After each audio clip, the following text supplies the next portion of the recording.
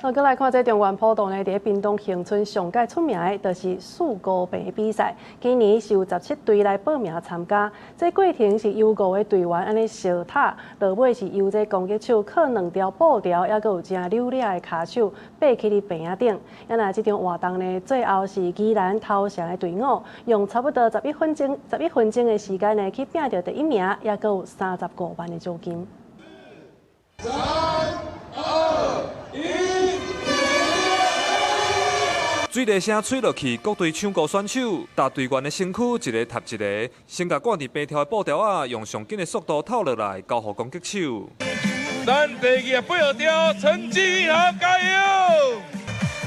看到咱頭城唱歌隊漸漸要來接近咱的坪仔頂咯。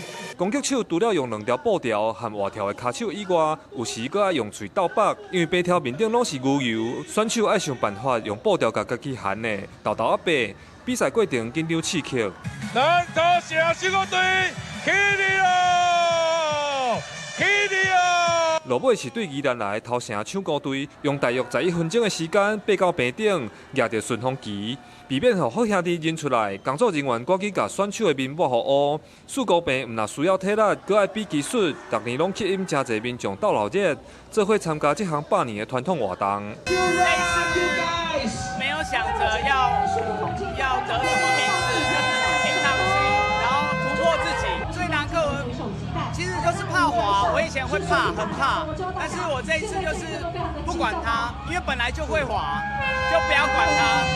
滑就讓它滑，但是停住了就馬上再走了。恆春地區逐年的四姑坪是中原普渡地方的重要活動，已經舉辦第19年。今年有17隊報名參加，競爭激烈。主辦單位總共準備115萬的獎金，發予前6名的隊伍。記者柯炳哲屏東報道。